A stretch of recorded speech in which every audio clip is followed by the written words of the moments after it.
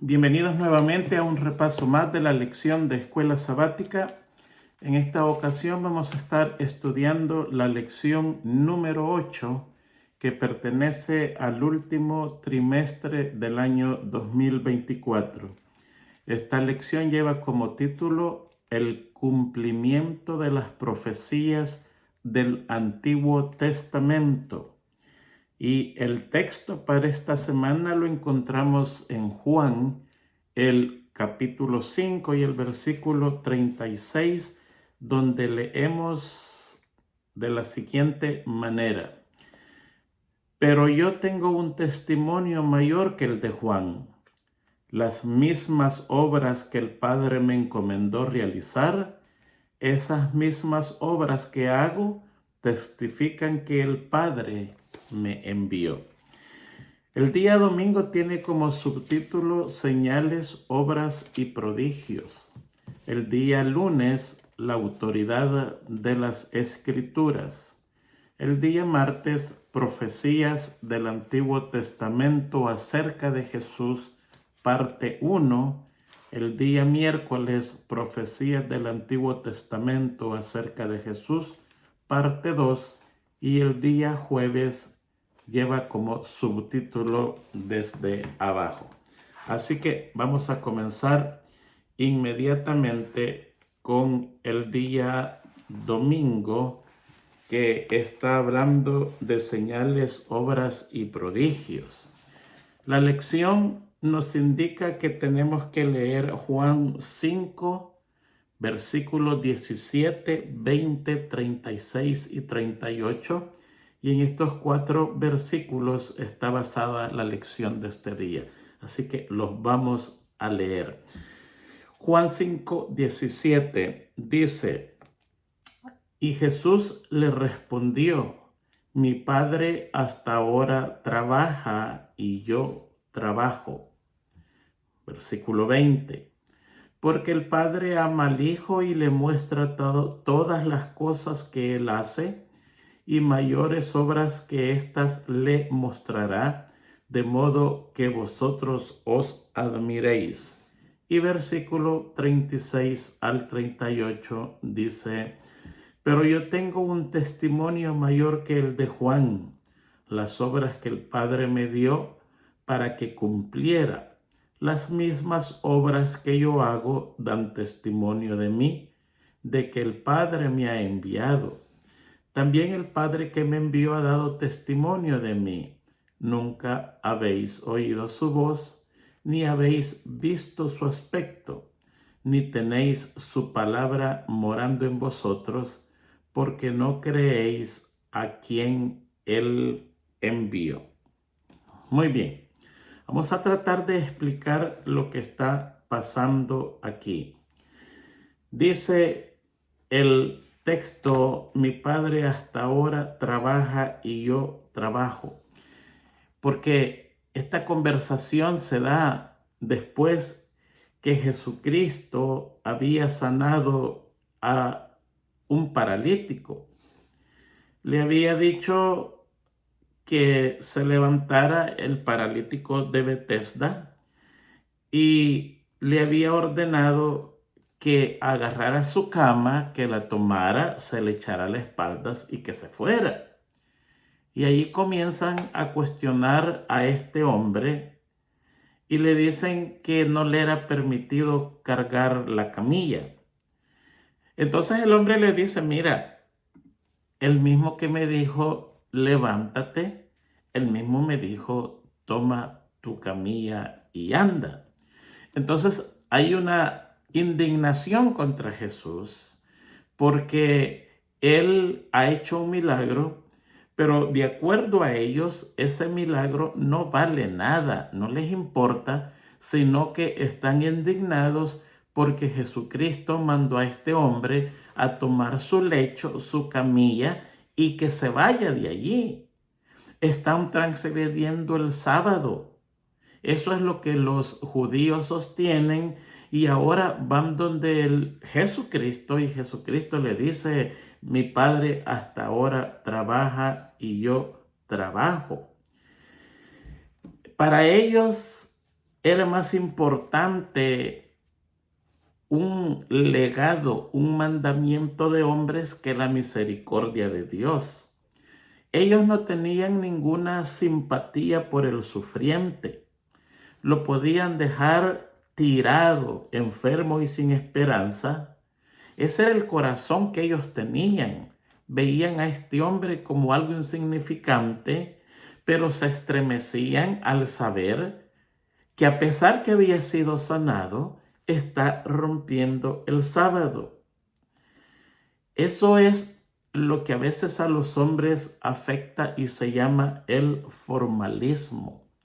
Y entonces Jesús vindica esta posición, pero esta posición los enardece más, los encoleriza más. Y él dice, mi padre hasta ahora está trabajando, no para de trabajar. Es que Dios nunca ha parado de trabajar. Así como quemar es propiedad del fuego y enfriar es propiedad de la nieve, así también trabajar es propiedad de Dios. Él no puede parar de trabajar. No cesa la obra divina, no cesa el flujo de la energía divina. Él no conoce día ni noche, ni verano ni invierno, no conoce de nada de eso. De él emana el poder para sanar al que está sufriente. De él emana el poder para el sol, para el viento, para la flor que abra su capullo, para la planta que germina y da su fruto. De él emana toda esa energía. Imagínense que pasara, si Dios parara de trabajar el sábado, realmente nosotros moriríamos. Todo lo que aquí pasa, pasa por el poder de Dios. Todo lo que nosotros tenemos es afectado por el poder de Dios. Dios es el encargado de la lluvia, de la luna, de las estrellas, de la rotación de la tierra, de la limpieza de nuestro aire, del agua que brota de la tierra para saciar nuestro sed, del crecimiento de las plantas, y todo eso no para. Está constantemente trabajando, y eso es lo que le dice Jesucristo. Mi Padre hasta ahora trabaja y yo también trabajo, porque es muy diferente trabajar haciendo buenas obras que trabajar produciendo dinero. Mire, usted puede ser el dueño de un taxi y el sábado puede trabajar con su taxi llevando a un enfermo a un hospital. El problema es si usted le cobra. Si usted tiene algo, un interés financiero, usted ya entró en un problema religioso, problema moral. Pero ese mismo taxi que trabaja toda la semana transportando pasajeros, el sábado puede usarse para transportar a un enfermo, para ir a hacer obra misionera, para transportar enfermos. Todo depende de lo que esté haciendo, porque muchos creen que los adventistas del séptimo día nos quedamos sin movimiento. No podemos hacer nada, apenas respiramos. No, el sábado no es eso. Dios nos da el ejemplo de cómo Él trabaja el sábado sosteniendo al mundo, y no solo el mundo, sino que también al universo entero. Y allí pasamos al siguiente versículo, que es Juan 5:20, porque el Padre ama al Hijo y le muestra todas las cosas que Él hace, y obras mayores que ésta le mostrará, de modo que vosotros os maravilléis. Hay necesidad moral de que el Hijo haga lo que el Padre hace. El amor del Padre al Hijo le obliga a darle a conocer toda su obra. La relación que existe entre el Padre y el Hijo obliga al Hijo a hacer todo lo que el Padre quiere. El Hijo está continuando aquí en la tierra lo que ha visto en el cielo antes que Él se encarnara. Y Él no hay mucha más explicación de eso. Por el amor que el Padre tiene al Hijo, le muestra todas las cosas que tiene que hacer, y por el amor que el Hijo le tiene al Padre, Él hace todas las cosas que el Padre requiere que se hagan. Simple. Juan 5:37 dice, y el Padre mismo que me envió, el 36, antes, perdón, mas yo tengo mayor testimonio que el de Juan, porque las obras que el Padre me dio para que cumpliese, las mismas obras que yo hago, dan testimonio de mí, que el Padre me ha enviado. Y el 5:37 dice, y el Padre mismo que me envió ha dado testimonio de mí. Nunca habéis oído su voz, ni habéis visto su aspecto. Este versículo está hablando posiblemente del testimonio del Padre en el bautismo de Jesucristo y en el monte de la transfiguración. Aquí encontramos nosotros una pregunta. Él dice, nunca habéis oído su voz, cuando en el bautismo se escuchó su voz y en la transfiguración se escuchó su voz. A ciencia cierta, este versículo ha traído mucha controversia, porque se dice que se está contradiciendo lo que una parte de la Escritura dice y lo que la otra dice. Pero fíjense de que las cosas que nosotros no entendemos, por ejemplo, nosotros entendemos que nadie ha visto su aspecto, pero sí se ha escuchado su voz. Ahora nosotros no sabemos la voz que escucha Jesucristo.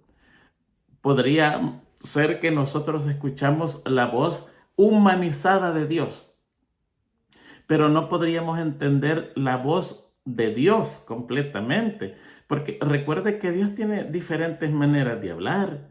Muchas veces Él habló con truenos, y muchos escucharon truenos y otros escucharon la voz de Dios. El día que se va a anunciar al mundo la hora, el día y la hora de la venida de Jesucristo, dice el Espíritu de profecía que va a repercutir por toda la bóveda de la tierra, y se va a dar la voz, y mientras la voz gira alrededor de la tierra, va a esperar para dar la siguiente voz. Pero los perdidos no escuchan más que el fragor del trueno, mientras que los salvados escuchan claramente la voz de Dios indicando la fecha y la hora de la venida de Jesucristo.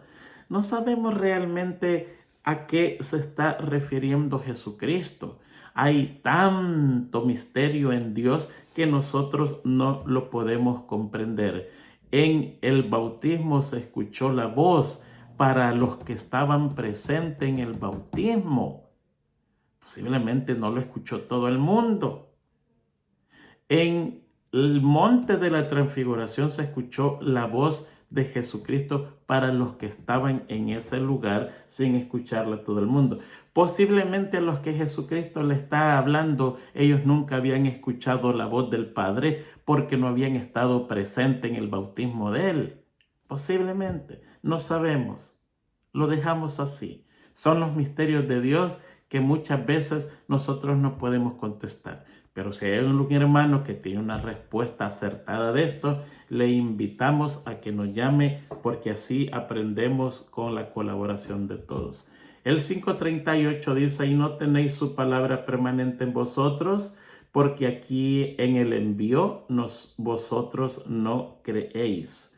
Ellos habían sido, fíjense que esta es otra cosa que podría contradecirse, porque dice, no tienen la palabra de Dios permanente en ellos, pero sí la tienen. Lo que pasa es que habían oído la palabra del Señor por sus antepasados, por medio de los profetas, la habían escuchado por medio de Moisés y su legislación, la habían escuchado por medio de Juan el Bautista, pero para ellos esa verdad era como un cuento contado.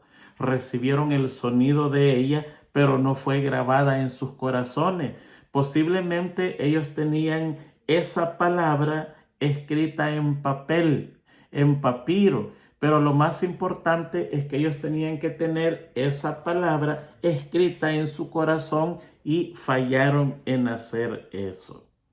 Tantas cosas que hay aquí. Muy bien, vamos a pasar al día lunes, que está hablando la autoridad de las escrituras, y allí tenemos un versículo que es 5:39, también tenemos el 5:40, el 46 y el 47, y lo vamos a leer de la Biblia. Juan 5:39 dice, Juan 5:39, dice de la siguiente manera: escudriñad las escrituras, porque a vosotros os parece que en ellas tenéis la vida eterna, y ellas son las que dan testimonio de mí. 5:40, y no queréis venir a mí para que tengáis vida. Porque el 46, porque si creyerais a Moisés, me creerías a mí, porque de mí escribió él. Aquí tenemos otra conversación de Jesucristo con los líderes del pueblo de Israel. Fíjense que esto está escrito de una manera interesante y siempre ha levantado preguntas si es que Jesucristo lo está dando en forma de imperativo o un indicativo. ¿Está hablando Jesucristo de un mandamiento que hay que hacer, o está hablando de un hábito que allí pasa? Porque él dice, escudriñad las escrituras, pero no se está diciendo, escudriñalas, tienes que hacerlo. O está diciendo, ustedes escudriñan las escrituras porque a vosotros os parece que en ella tenéis la vida eterna, y ellas son las que dan testimonio de mí. En ese tiempo que Jesucristo está hablando, el Nuevo Testamento no está escrito aún. Quizás ni se ha comenzado a escribir. Está en proceso la vida de Jesús, y los que lo van a escribir andan con Jesús dándose cuenta de todo lo que está pasando. Era Moisés lo que era leído en las sinagogas cada sábado, y los judíos eran muy versados tanto en la ley de Moisés como en el libro de los profetas, porque ellos pensaban que tenían la vida eterna, obtenían la vida eterna, y además dice, ellos son los que dan testimonios de mí. Cada sábado ellos leían porciones de la Biblia en la sinagoga, y al hacerlo, ellos creían que por hacerlo heredarían la vida eterna. Y eso es lo que Jesucristo le está diciendo. Ustedes se imaginan que por ese medio tienen vida eterna. Y Cristo parece que condenando una idea supersticiosa, que el acto de tener posesión de la letra es el acto automático de tener posesión de la vida eterna. Como que eso estuviera produciendo algo mágico. Yo leo la Biblia, yo soy salvo automáticamente. Aquí el reproche no es en la búsqueda de la palabra de Dios, sino en el poco propósito de la búsqueda de la palabra de Dios. Muchas veces nosotros leemos la Biblia porque hay que leerla. Cuando yo era pequeñito, yo leía la Biblia porque se llevaba el año bíblico y me gustaba ir adelante de todos.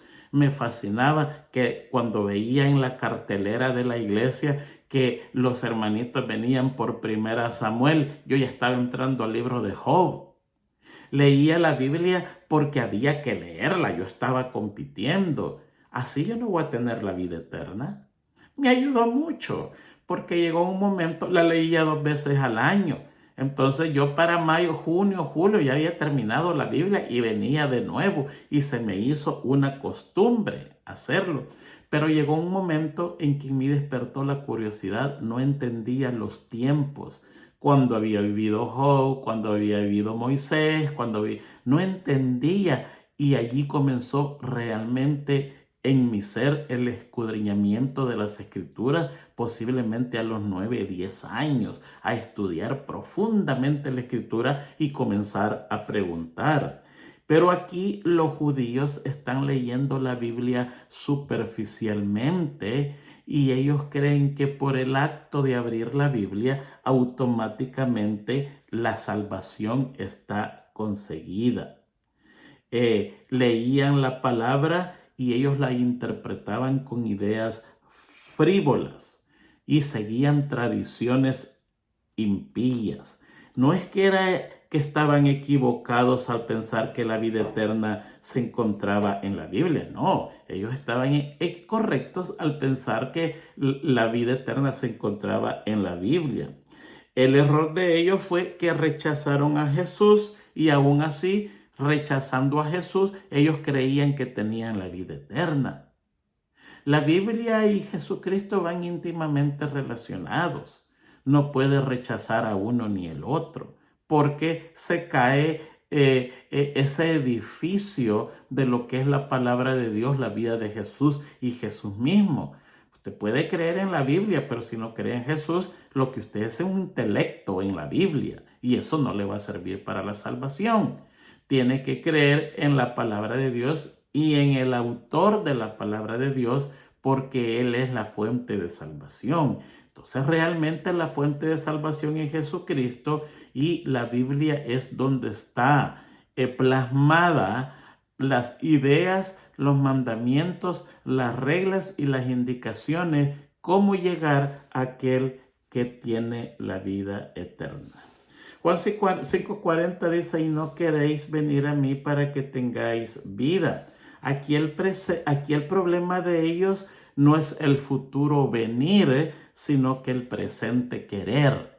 ¿Ve? Y dice, y no queréis venir. El problema de ellos es queréis. El venir está en el futuro. El venir va a ser algo automático si ellos quieren, pero como no quieren, tampoco vendrá. El problema de ellos es el presente. Sus corazones estaban distanciados, no tenían voluntad para encontrar la verdad. No, sencillamente era una búsqueda intelectual de quien supiera las mejores leyes o las más leyes, y eso era todo. Y cuando había que aplicarlas, no la aplicaban. Entonces ellos tenían un problema con el presente, y al tener un problema con el presente, automáticamente se tiene un problema con el futuro. Y por eso Jesucristo les dice, y no queréis ahora en el presente venir a mí para que tengáis vida eterna.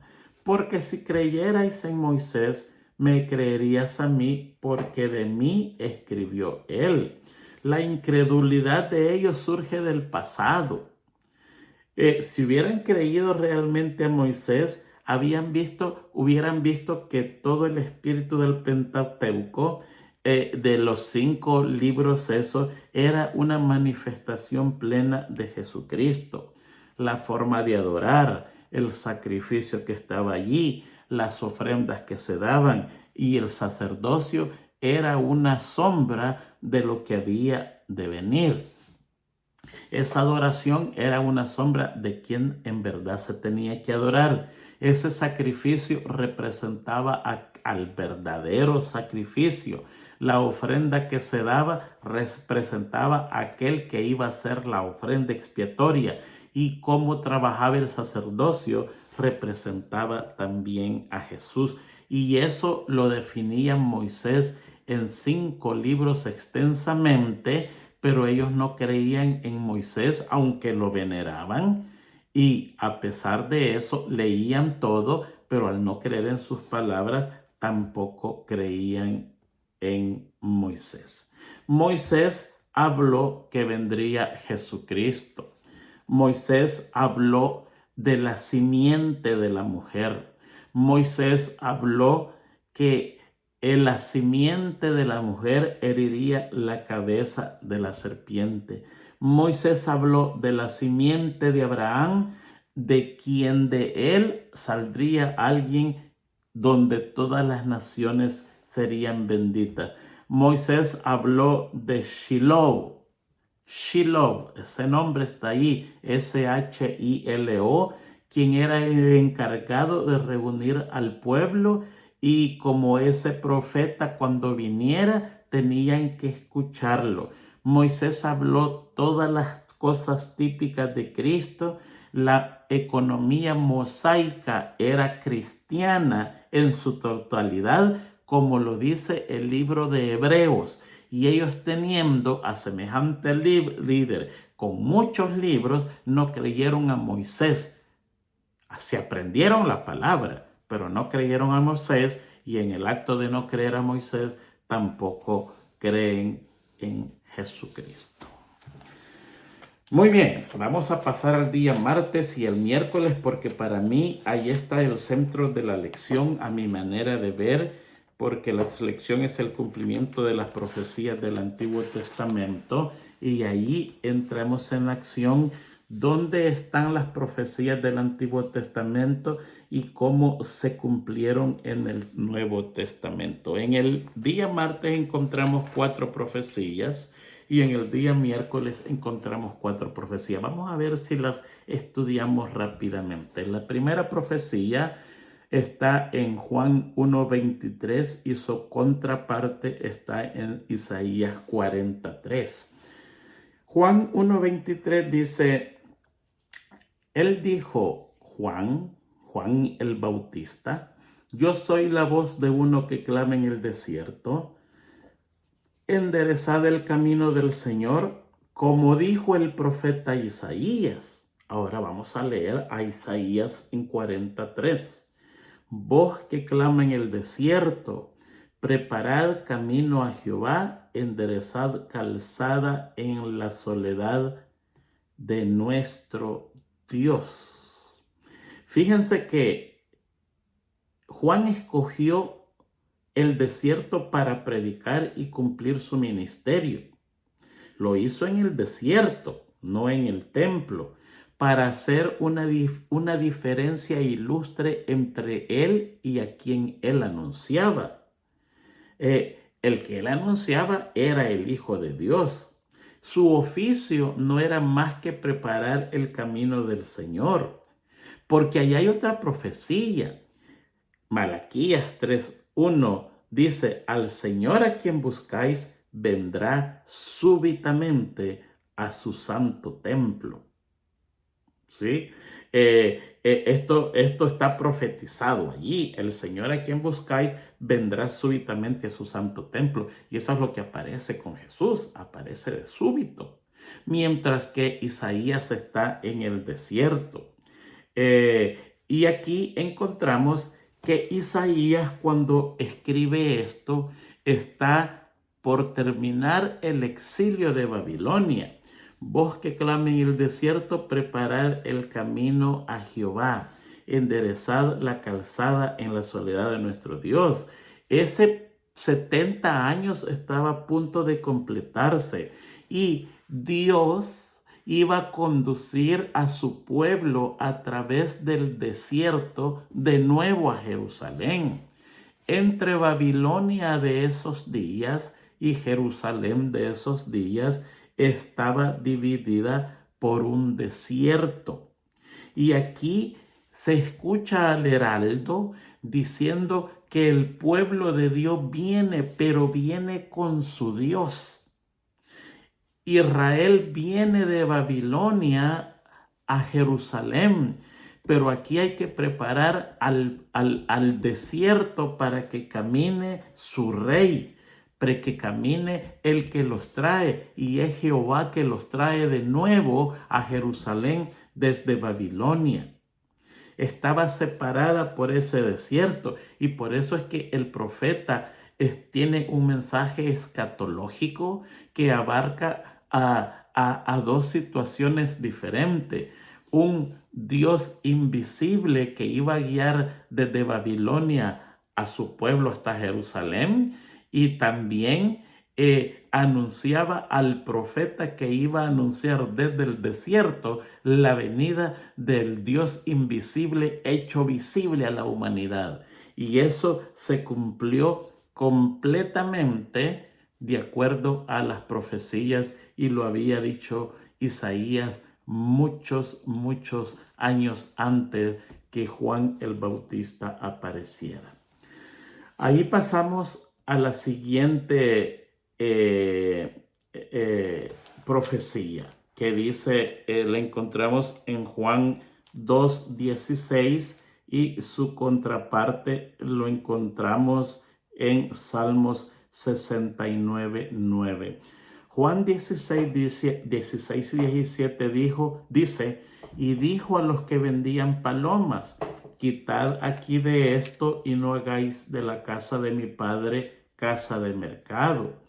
Y sus discípulos se acordaron que estaba escrito, el celo de tu casa me consume. ¿A dónde estaba escrito? Estaba escrito en Salmo 69:9. Salmo 69:9 dice, porque el celo de tu casa me ha consumido, y los vituperios de los que te vituperaban cayeron sobre mí. Y aquí encontramos a Jesucristo limpiando el templo. Recuerde que Jesucristo lo limpió 2 veces este templo. En una, él dice, quiten esto de acá, no profanen la casa del Señor. En la otra, él no dice eso. Él va a una escala mayor y dice, la han convertido en cueva de ladrones, la casa de mi padre. Tiene celos él por lo que está pasando allí. Y fíjense que en Mateo 28:38, cuando él abandona Jerusalén, él ya no dice la casa de mi padre. No, ya no está diciendo eso. Ahora él dice, mire qué interesante, él dice, esta es la casa de mi padre, quiten estos negocios de acá. En la segunda vez dice, la casa de mi padre la han convertido en cueva de ladrones. Pero en Mateo 23:38, él dice, vuestra casa es dejada desierta. Cambia la propiedad de la casa. Primero es la casa de mi padre y quitar todos los negocios. Después es la casa de mi padre, una cueva de ladrones. Y cuando él está terminando su ministerio y Jerusalén queda desechada, entonces él dice, vuestra casa. Esta ya no es la casa de mi padre, esta es vuestra casa. La casa de mi padre, ustedes tomaron posesión de ella y la convirtieron en vuestra casa. Y les anuncio que como sacaron al dueño de la casa, que es mi padre, y ahora es vuestra casa, se les anuncia que les queda desierta. Ya no hay nada más allí que ustedes puedan venir a buscar, porque el Dios que ya existía y vivía no está más allí. Esa casa está desierta. Una casa de comercio.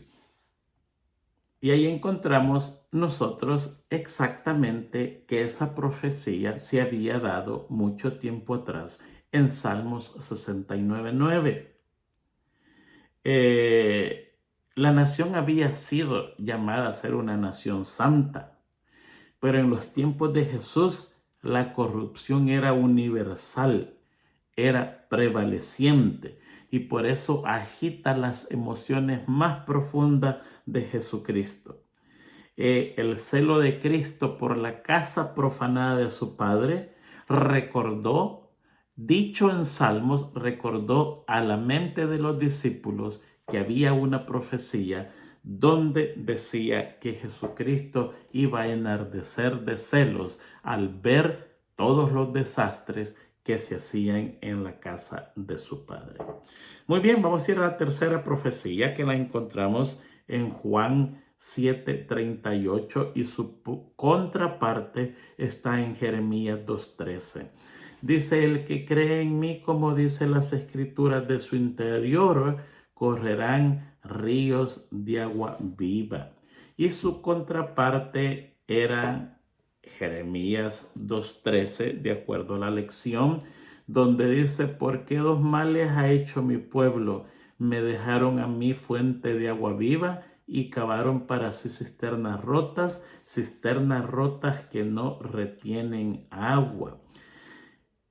Cuando él en Juan dice que el que cree en mí, de su interior correrán ríos de agua viva, este es el último día de la fiesta de los tabernáculos. Esta era una fiesta hermosa donde traían todo tipo de palmeras y de ramas de los bosques y enarbolaban la ciudad de Jerusalén, los techos, las calles, los parques, las habitaciones, y hacían ramadas para vivir. Nosotros aquí estamos viviendo el otoño y el tabernáculo se hacía por el otoño del hemisferio norte. Si ustedes ven ese arbolito rojo que está allí, son puras hojas, y lástima que la cámara no abarca más, pero hay una hermosura de colores en las montañas. Pues el pueblo traía de los bosques por orden de Dios sus ramas, y de un día para otro la ciudad de Jerusalén tomaba color. Y allí se celebraba todos los días la fiesta del tabernáculo. El pueblo se dividía en tres. Un grupo se iba a los montes a traer ramas de sauce. Otro se iba al estanque de Siloé con uno de los sacerdotes a traer en un tazón de oro agua del estanque, y otro se quedaba cerca del templo para cantar. El sacerdote venía y vertía cerca del altar esa agua del estanque de Siloé o de Siloé, y se vertía también otros tipos de vino. Y allí se agradecía a Dios por la siembra y la cosecha y por la esperanza de un buen futuro con la agua abundante que Dios derramaba sobre ese lugar. Y en el momento cumbre, Jesucristo dice que el que cree en él y toma de esa agua, de su interior correrán ríos de agua viva. En Jeremías 2:13 habla de dos males que había hecho el pueblo de Dios.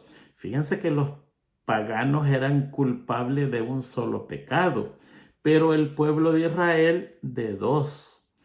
Primero, los paganos solo tenían un pecado: eran idolatría, eran idólatras. Pero el pueblo de Dios comete dos pecados: abandonan a Dios, y después de abandonar a Dios se vuelven también idólatras como los paganos. O sea, los paganos en su ignorancia adoraban al Dios que ellos tenían, pero eran fieles a ese Dios, ya sea de madera, ya sea de oro, de plata y de todo eso. Dicho sea de paso, los aritos, los pendientes y todas esas cosas que usan las mujeres y muchas de nuestras hermanas caen en un pecado que va a costar la vida eterna, al menos que haya un cambio. Comienza del mundo pagano. Era un pueblo supersticioso. Todos los idólatras son supersticiosos. Los hijos de Dios no. Los hijos de Dios tenemos fe. Pero los idólatras, a todo lo que hacían, andaban cargando sus dioses. Estatuillas pequeñas que las podían andar en la bolsa, donde a ellos encomendaban sus caminos y todo lo que querían hacer. Pero era demasiado grande. Entonces los paganos comenzaron a idear la figura de los dioses en los aretes o en los aritos, como usted le quiera llamar, y en vez de andar cargando la figura de su dios en una bolsa o en la cartera o donde sea, entonces lo andaban cargando aquí en el cuello con un collar o en los aretes y andaban la imagen de su dios para que los anduviera acompañando todo el tiempo. Los cristianos toman esa idea más adelante y se ponen una cruz o un crucifijo pendiendo de una cadena de oro, o muchos de ellos se ponen algo en los aritos y muchos de ellos una cruz. Pero en verdad es un pecado de idolatría. Dígale a usted a una persona que se quite esos aritos dentro de estas hermanas que vienen a la iglesia. Traen a la iglesia ídolos extraños y muchas de ellas tienen vergüenza y el sábado se los quitan porque vienen el Dios verdadero, pero cuando el sábado se terminan regresan a sus ídolos. Dígale que se lo quite y mire qué problema se va a tener porque es un pecado de idolatría. Vale más un pedacito de oro o de plata o de un metal barato que las órdenes de Dios. ¿Se acuerda cuando Dina se fue a rondar la tierra y fue violada por Siquem? La secuestraron, el padre de Siquem la secuestró. Y vinieron los dos hermanos de ella, Simeón y Leví, y rompieron contra toda esa gente y mataron un pueblo y se llevaron las mujeres y los hijos y toda la propiedad. Eran terribles. Y Jacob dijo, mal, tremendo mal me han hecho porque nos vamos a hacer odiosos a los pueblos de a la par y nos van a seguir y nos van a matar. Entonces Dios le da una orden y le dijo, muévete, muévete de acá.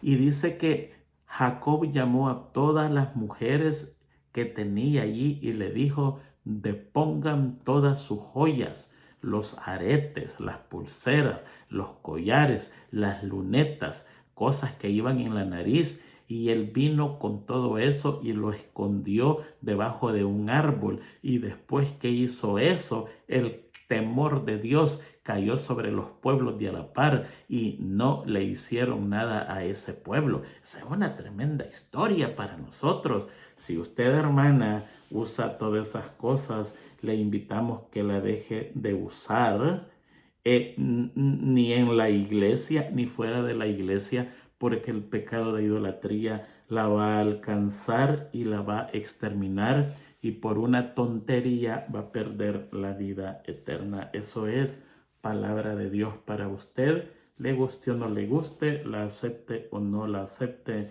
no cambia el veredicto divino. Y aquí los paganos son culpables de idolatría, pero son fieles a sus ídolos.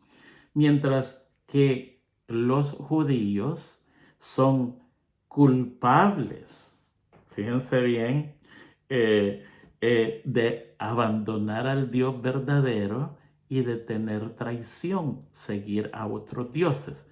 Pues algo así es lo que está pasando en nuestra iglesia adventista y muchos van a sucumbir. Hay una fuente de agua viva que nunca para. Por mi casa brotaba un lugar el agua constante y usted veía los borbollones de agua salir. Pero estos dejaron esas fuentes de agua viva y se fueron a acabar, se fueron a hacer cisternas rotas que no retienen el agua. Esas cisternas se enmojece el agua, se arruina, se pudre y encima estaban rotas. Eso es lo que pasa cuando no seguimos exactamente lo que Dios quiere que sigamos. Muy bien, creo que quedamos ahí claro. Vamos a pasar a la última profecía. El tiempo se nos está yendo. Juan 19:36 contra Números 12, 9:12. Juan 19:36 dice, porque estas cosas sucedieron para que se cumpliese la escritura, no será quebrado hueso suyo. Está hablando de Jesús. ¿Ok? Y en Números 9:12 dice, no dejarán de él para la mañana, hablando del Cordero Pascual, ni quebrarán hueso alguno de él, conforme a todos los ritos de la Pascua lo harán. En Juan 19:36 está hablando del Cordero verdadero que es Jesucristo. Y en Números 9:12 está hablando del Cordero que se comía en la Pascua, que era el símbolo de Jesucristo. Éxodo 12:46 dice: se comerá en una casa y no llevarán de aquella carne fuera de ella, ni le quebraréis ningún hueso. Salmos 34:20 dice: muchas son las aflicciones del justo, pero de todas ellas los libra de Jehová. Él guarda todos sus huesos, ni uno de ellos será quebrado. Aquí hay una profecía que estaba diciendo que la rudeza de los soldados no iba a tocar el santo cuerpo de la deidad de Cristo. Esa rudeza, esos bastones no iban a golpear esas piernas, porque lo hacían para que la persona muriera más rápido. Y ese era un día viernes y las personas tenían que morir rápido porque no se permitía en día sábado dejar un agonizante. Pero aquí Jesucristo, él mismo pone su vida para después volverla a tomar, y por una profecía y orden de Pilato, también él no permitió que le quebraran las piernas a Jesús porque él ya estaba muerto. Encontramos eso para que la profecía se cumpliera, y está en armonía el Cordero Pascual y el Cordero de Jesús. Porque Números dice que se va a comer el Cordero y no se van a quebrar sus huesos. Y en Jesucristo dice que no se iban a quebrar sus huesos. Pero Juan lo presenta a Jesucristo y dice: he aquí el Cordero de Dios que quita los pecados del mundo. ¡Qué tremenda profecía! Se complementa. El Cordero Pascual no se le quebrarían sus huesos. A Jesucristo no se le quebrarían sus huesos. Y Juan lo representa como el verdadero Cordero que viene de Dios para salvación. Muy bien, vamos a pasar al día miércoles y ahí encontramos nosotros otras 4 profecías y las vamos a estudiar rápidamente. Primera profecía la encontramos en San Juan 12:13, que va contra Salmo 118:26. Y dice: tomó ramas de palmera y salió a recibirla y clamaba: Hosana, bendito el que viene en el nombre del Señor. En Salmo 118:26 dice: bendito el que viene en el nombre de Jehová. Os bendecimos desde la casa de Jehová. Aquí hay una celebración. Las palmeras representaban un símbolo de alegría y victoria. El pueblo judío decía: el que lleva rama de palmeras en sus manos significa que es victorioso. Y aquí están dándole la bienvenida a Jesús y le están diciendo: Hosana, bendito el que viene en el nombre del Señor. Y esto es una alabanza que se cantaba en el pueblo antiguo. En Salmo 118:26, los que estaban a cargo del santuario, cada vez que una persona venía con su sacrificio, entonaban este lenguaje de bienvenida y le decían: bendito el que viene en el nombre de Jehová. Os bendecimos desde la casa de Jehová, porque esta persona traía un presente, traía un sacrificio, traía algo al altar que tenía que presentar para perdón de sus propios pecados. Por lo tanto, este es un lenguaje de bienvenida que se cree que era cantado por los sacerdotes a todo el que se acercaba al templo. Le decían: bendito eres que vienes en el nombre de Jehová. Te bendecimos aquí los que estamos en la casa de Jehová. Y así le daban la bienvenida. Cuando se presentó el verdadero sacrificio, la profecía toma valor y se cumple, porque el pueblo entero tira palmeras, ramas de olivo a los pies de Jesucristo y le cantan lo mismo que los sacerdotes cantaban a los sacrificantes. Pero el pueblo de Israel en Jerusalén no le canta a los sacrificantes, sino que le están cantando al sacrificio vivo.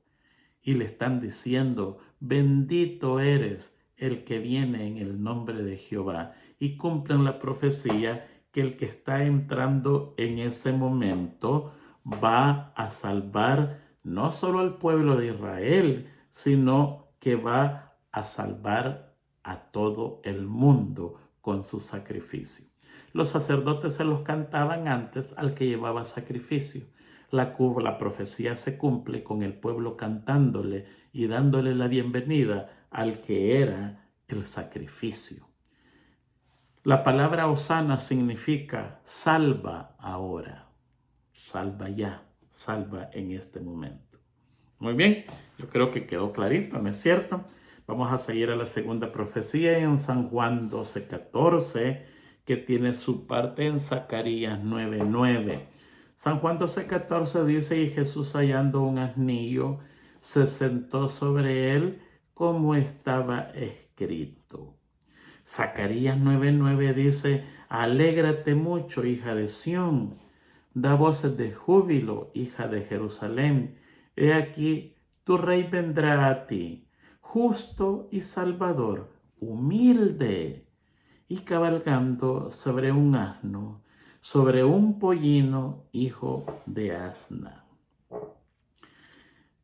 Los judíos se equivocaron cuando esperaban un rey de pompa y de gloria. Se les olvidó leer Zacarías 9:9 cuando le dice: alégrate que vendrá a ti tu rey, justo, salvador y humilde. No era pompa, no era gloria, era humilde. Iba a venir cabalgando sobre un asno, un burrito, el bebé burro, hijo de un burro. Eso es lo que quiere decir en nuestro idioma normal, ¿no es cierto, no? Estas son palabras excelentes. Este animal, uno de los animales difíciles de amansar, son los burros. Yo no soy experto en la materia, pero he escuchado historias de humanos con sus dueños burros. Son burros, por eso se llaman burros. Y aquí la profecía dice que Jesucristo se va a sentar sobre un potrillo, un pollino que nunca ha sido usado. Ahí se complementa un milagro, porque este animal humildemente caminó con Jesús a su lomo, sin presentar resistencia, ni pataletas, ni nada. Un pollino que nunca había usado. El pollino o el burro en ese tiempo no era un animal degradable. No, lo usaban los jueces, lo usaban los príncipes y lo usaba el pueblo en general, porque es de suave andar, no golpea como golpea el caballo. El caballo tiene un andar rebotón, rebota. Y cuando la persona lo va cabalgando, según se entiende, yo pocas veces he cabalgado y he cabalgado solo una cuadra por temor. Y la persona va rebotando. Cuando viene para abajo, el caballo la recibe y la logra mandar para arriba de nuevo. Y dicen que es bien cansador. Mientras que en un pollino, el caminar es suave, es bamboleado de un lado a otro y es especialista en llevar cargas finas porque no la rompe como el barro y otros objetos de esa manera que son fáciles de romper. No entró en un caballo. El caballo es símbolo de guerra. Por lo tanto, no entró en un caballo. Entró en un pollino que es símbolo de paz. Muy bien. Fíjense que ahí pasa algo bien interesante. Después de que el pueblo de Israel fue llevado a Babilonia, pasó 70 años de acuerdo a la profecía y regresó a Jerusalén. Nadie reclamó el título de rey. No puede haber equivocación. No hubo rey. Nadie dijo ahora yo soy el rey de Israel, y así pasó mucho tiempo. Nadie tenía ese título. Pero aquí la profecía dice que en medio de ese momento que no hay existencia de un rey en Israel, dice: alégrate, hija de Sión, alégrate, da voces de júbilo, canta, hija de Jerusalén, he aquí tu rey vendrá. Hay un lapso de tiempo grande que el pueblo de Israel pasa sin rey. No se conoce rey, pero la profecía dice que su rey vendrá, y Jesucristo llena los requerimientos de esa profecía porque Él es de linaje real y tenía que tomar el cetro de David, tomar su trono. Y lo que los judíos querían es ver un palacio con un rey poderoso, pero la profecía dice que el rey vendría sobre un pollino justo, santo y humilde. No era la gloria que ellos esperaban, y eso les causó a ellos una tristeza total, una frustración total, porque el rey que tanto se esperaba, llamado el Mesías o ungido, que aparecería, no llenaba los requisitos que ellos esperaban. La profecía se cumplió, apareció el rey, se le dio la bienvenida, como decía la profecía. Muy bien, vamos a pasar a la siguiente profecía, que lo encontramos en San Juan 13:18 y su contraparte en Salmos 41:9. Juan 13:18 dice: no hablo de todos vosotros, yo sé a quienes he elegido, mas para que se cumpla la escritura, el que come pan conmigo levantó contra mí su calcañal. Y Salmos 41:9 dice: sí, mi propio hombre de confianza, el que comía de mi pan, alzó contra mí su calcañal. Está hablando de dos diferentes individuos, pero con el mismo mensaje. En el Nuevo Testamento encontramos siempre que tiene una contraparte en el Antiguo Testamento. Por ejemplo, el Nuevo Testamento es el joven rico. En el Antiguo Testamento es Eliseo. Y así vamos encontrando una figura que encontramos en el Nuevo y en el Antiguo Testamento. Aquí está hablando San Juan de el que levantó el calcañal contra Jesús y lo traicionó, que se llama Judas Iscariote.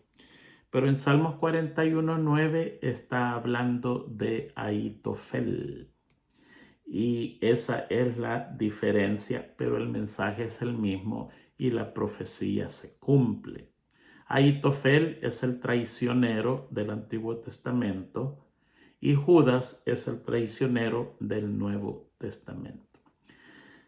Dice aquí: yo sé a quién he elegido, mas no hablo de todos vosotros. Yo sé a quienes he elegido.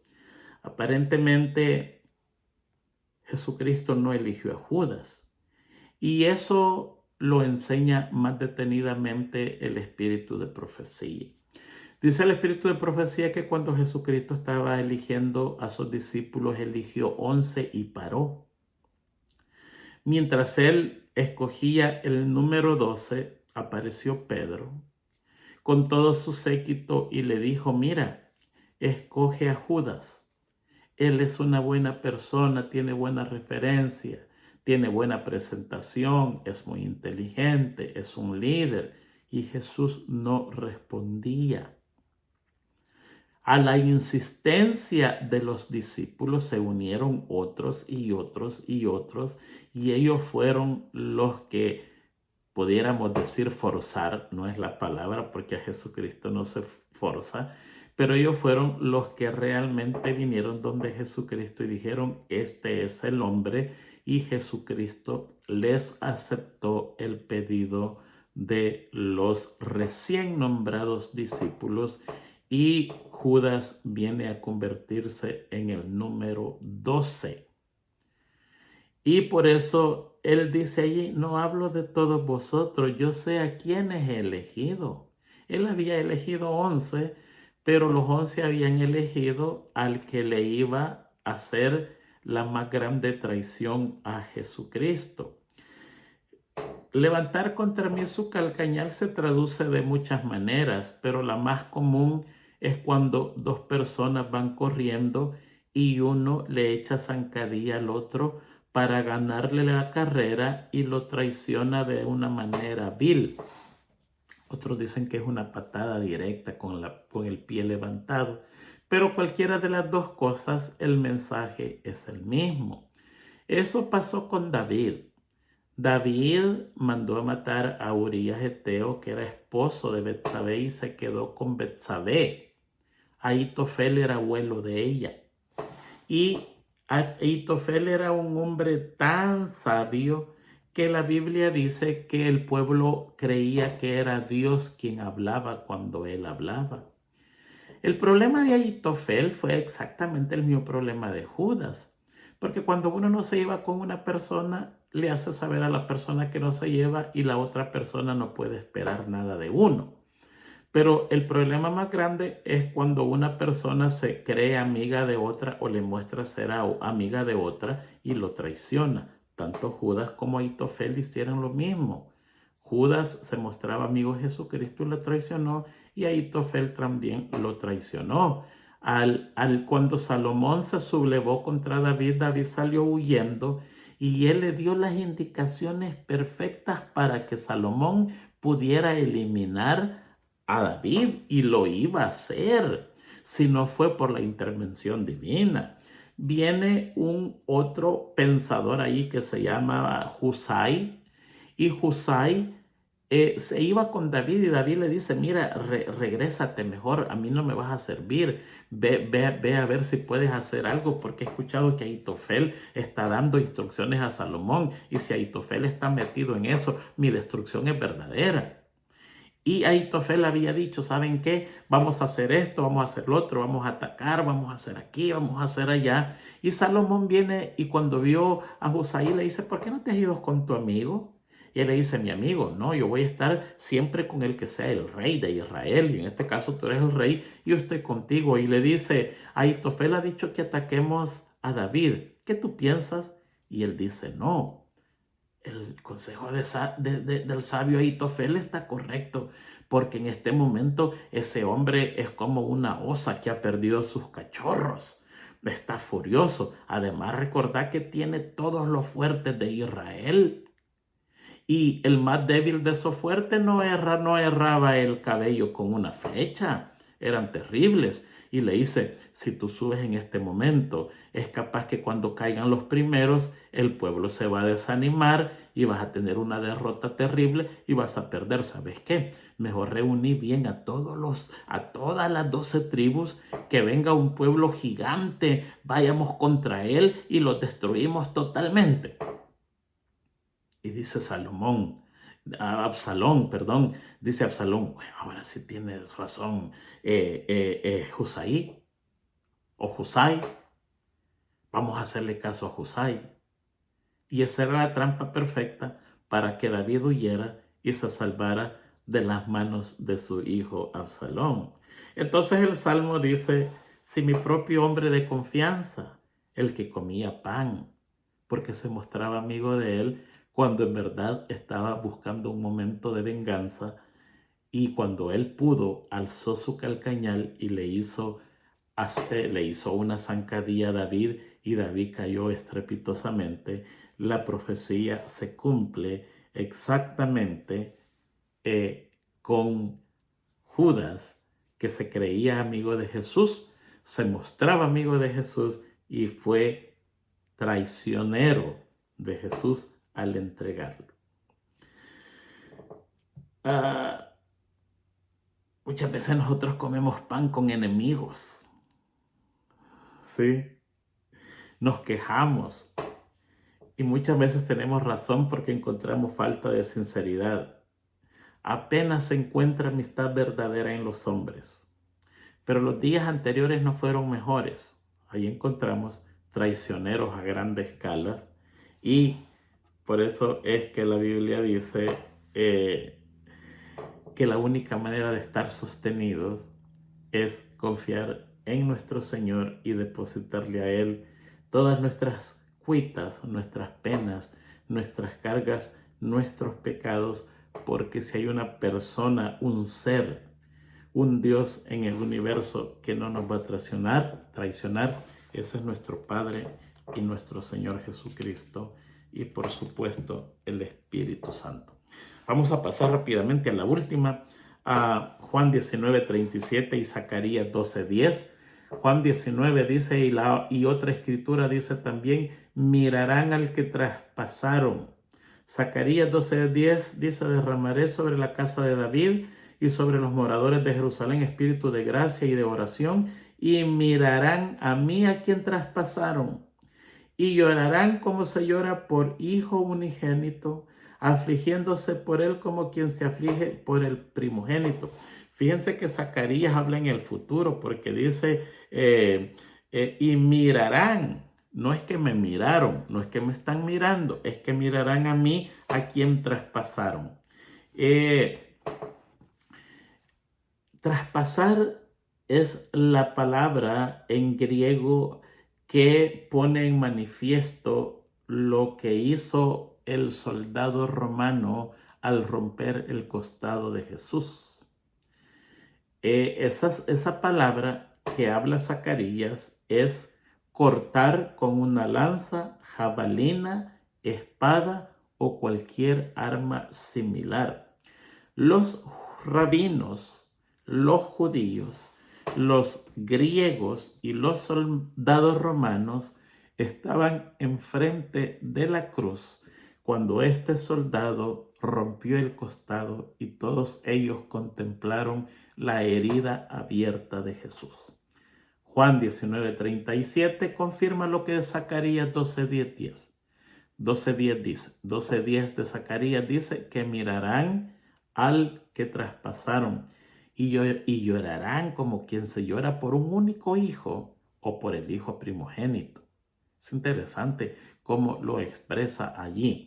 Pero todos verán al que traspasaron. Todos los que estaban en ese momento